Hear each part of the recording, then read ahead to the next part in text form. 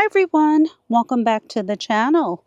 And if you are new here, welcome. Many of us are seeing signs that spring is definitely around the corner.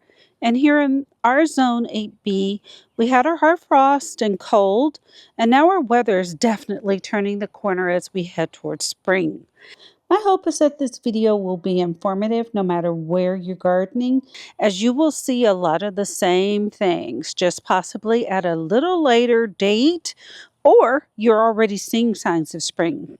So today, we will walk the garden and we're going to look at and discuss what should be done now, soon, and later. Let's get started. Okay, y'all, so one of the first things that you want to make sure that you're doing right now is pruning your roses. Actually, in warm climate zones 8 and 9, that should be pretty much done already. Typically here in zone 8B, and many of you all in zone 9, you prune your roses typically anywhere from January to President's Day. But the true sign that it is time to prune your roses is when the buds begin to swell but have not fully leafed out. So if you look right here, you'll see the buds beginning to swell. Now this rose bush has already been pruned, and some of you guys are in a more northern zone 8 and you're going to be pruning your roses early to mid March. But wherever you are, use your resources like the Farmer's Almanac, the 10-day forecast, and historical weather information specific to your area. So as you can see here, the roses have been pruned. You want to remove all crossing canes. So as you can see, this one right here is still crossing. I left this here to show you that this is one that should be removed. It's crossing over this one right here. You're going to remove thin pencil-sized growth. So this right here, I left it as an example. Anything that's smaller than a pencil diameter, you want to cut off. So we'll come in and cut this right here. You want to make sure you're opening the center airflow. You want to create a vase shape for hybrid teas and floribundas. I cut modern roses down to 12 to 18 inches, as you can see here. Landscape roses should be reduced by 1/3 to 1/2. And I know this seems like a lot, but it works. Roses bloom better on fresh, newer canes versus old, brittle canes. Now, after I come in and make these final cuts, because I left this like this to demonstrate, I will put Elmer's glue on these pruning cuts, and there's a couple I need to clean up a bit, but the Elmer's glue helps to ward off cane borers. You can use that or whatever your preference is. So what remains is we need to fertilize the roses. This is a do soon here. What we're waiting for is to see 4 to 6 inches of new growth. So as you can see on this rose bush, it's starting to get new growth. Now some of this needed to be cut, and I still haven't cleaned this up, so please don't use this as an example, but it does have some new growth on it. Once that is 4 to 6 inches tall, we're not waiting for blooms, but you'll go in and fertilize the roses then. What we have great success with here in terms of fertilizing in this alkaline clay soil is the soil sulfur acidifying pods. I'm all out of them right now, but we will pop in a tag below. And then Hollytone, which is for acid-loving plants, because remember, roses like it slightly acidic, preferring somewhere around 6.5 pH in that area, unless it is a specific, more acid-loving cultivar.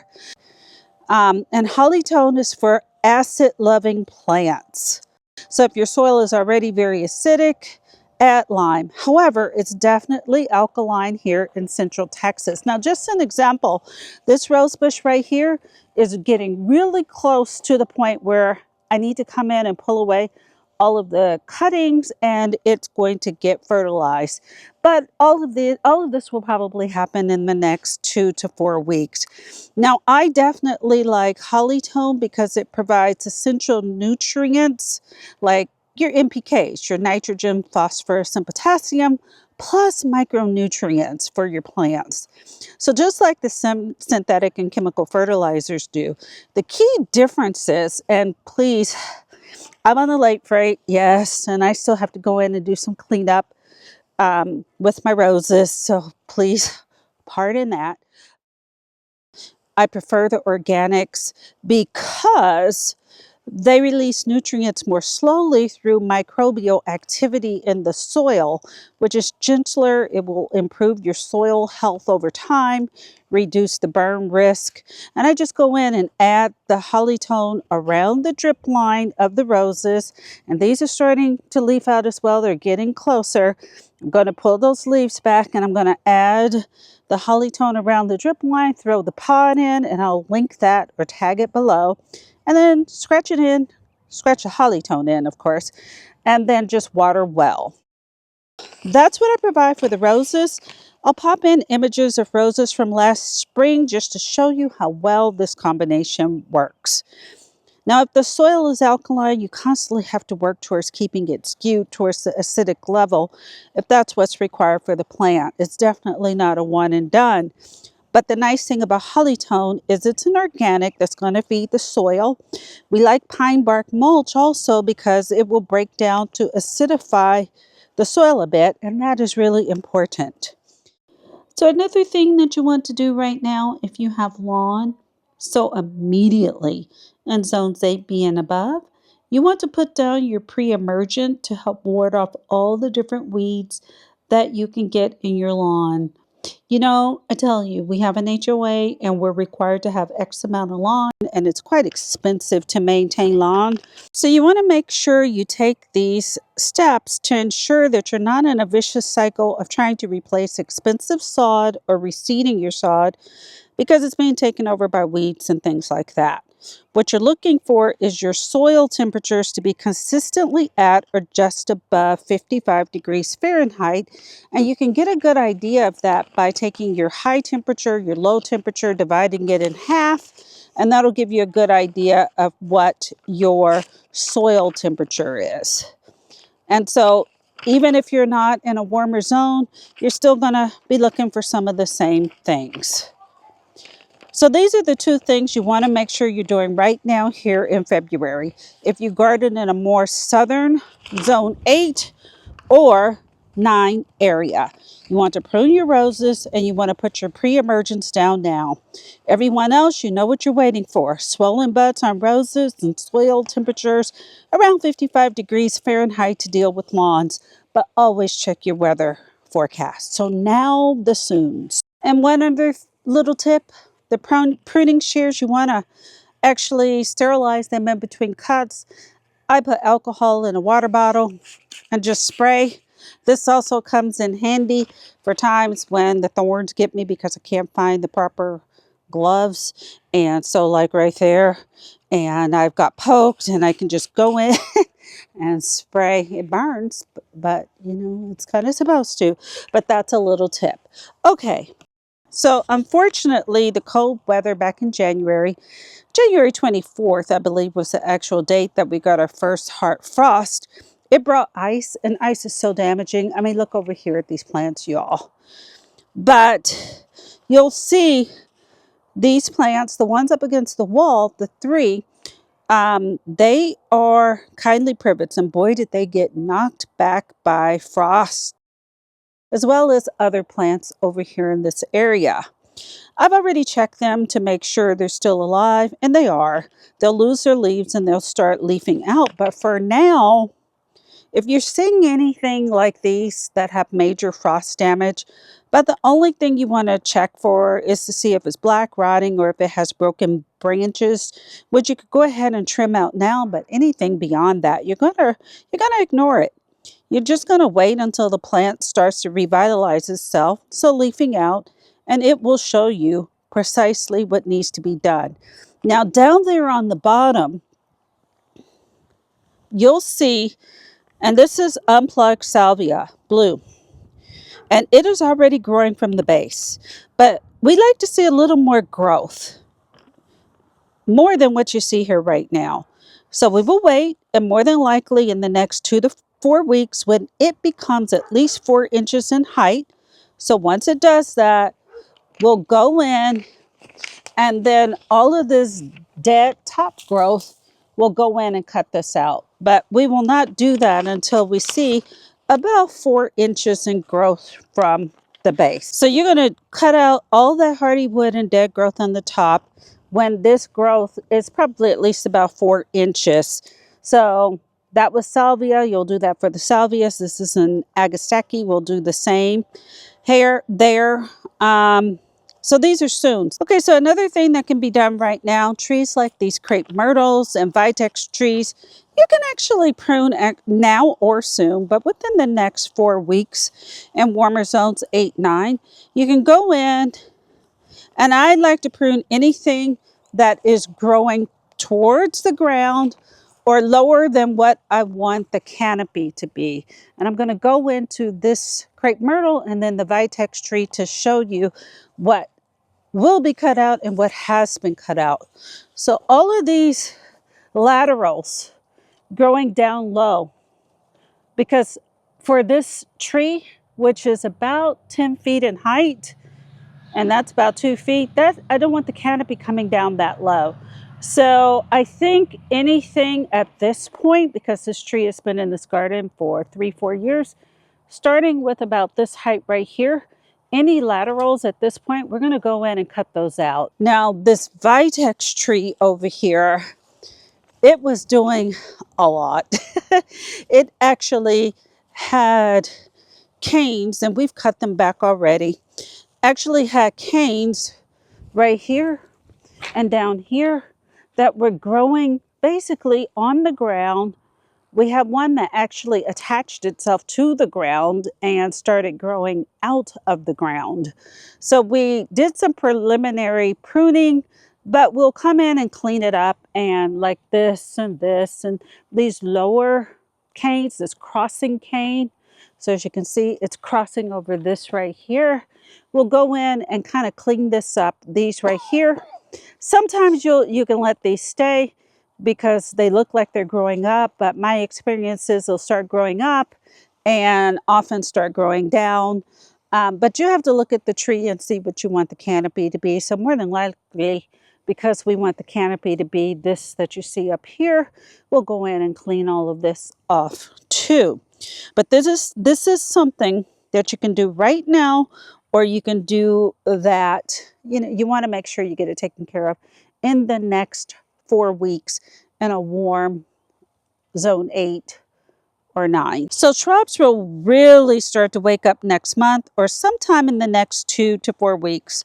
So you want to give your shrubs like these privets, the boxwoods down below, and flowering trees, any kind of organics, so plant tone or whatever it is you use. You can do that now or soon, but in the next 2 to 3 weeks. So essentially whatever late winter is for you, per the instructions on the package, of course. You have a little time. But shrubs like these Caryopteris, you can just go in and trim them down if that's your preference. And then as we move down the planter bed, I'm going to show you. Oh, and it's interesting. Of all the Buddleia, so these are Pugster Blue. Pugster Blue every year stays evergreen here, whereas the others, they die back, which is kind of interesting about that variety. But down here, these are the denim and lace Russian sage. I will go in and take these down to about 12 inches in height and just try to give them a nice little shape. But again, this is something that you can do soon, starting in a couple of weeks or so. It also gives you time to watch the 10-day forecast to decrease the probability of a late hard freeze post pruning. This is rare. You have time and can wait, so why not? I don't know if it's the same for you, but I always seem to be running behind versus sitting waiting for the time to arrive. However, if the time is right for you, you can definitely go ahead and prune your shrubs like the denim and lace Russian sage if you want to. What I find is when you wait for it to start actually leafing out, which the Caryopteris down there kind of was, then you don't run the risk of overlooking some dead growth that you should have cut out. So look at this gorgeous sedum down here.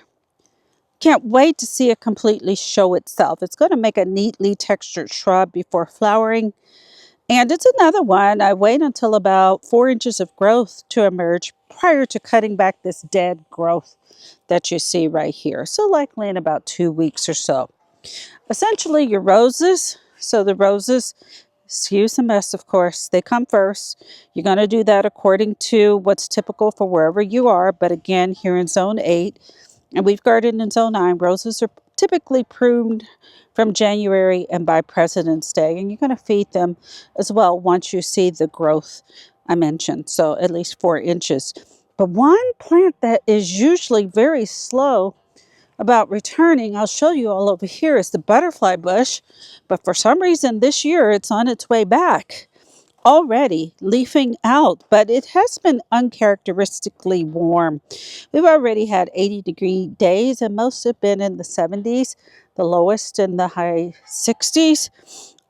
But for shrubs like typically the butterfly bush, if you're not seeing anything, sometimes they will look dead and then all of a sudden they'll start pushing out new growth. But generally in zone 8 and 9, it's not necessary to touch any perennials until 2 to 4 weeks from now, so early March. It is better to wait because premature pruning can stimulate new growth. So down there, like all of these different little plants, they have new growth on them. You don't want to go in and start cutting things out and then you get a cold snap and the plant gets stressed. So now for the later, dealing with frost damage. In Central Texas, frost or freeze damage on shrubs like this is common after icy cold snaps. So don't rush to prune or remove plants, as many can recover surprisingly well. It is good to wait until the spring growth emerges, so usually in early March to April in Central Texas, depending upon the weather. New buds will swell or green shoots will show what's alive. You can use the scratch test, so gently scrape the bark on the stems with your fingernail or a knife. If you see green underneath, it's alive. Brown dry means dead. But you can prune once new growth is visible. You're going to cut back to live tissue, remove dead wood above healthy buds or stems. But for severe damage, so you don't see any new regrowth by early summer, the shrub may need to be hard pruned down to the ground, or you may need to just replace it. And remember, post-winter cleanup is actually disease prevention season. So before new growth takes off, remove all fallen leaves around roses, especially if you have issues with fungal disease, even if those leaves look clean. You're going to replace the top 1 to 2 inches of mulch if black spot was present in your garden. You also want to spray dormant oil or fungicide if black spot was an issue for your roses, trees, and other plants last year. You know, fungal spores will overwinter in leaf litter and mulch. And if you skip this step, you're starting the season already infected. Okay, that's it. Thank you for watching. And I hope you have a great day in your garden and a great 2026 growing season. Bye.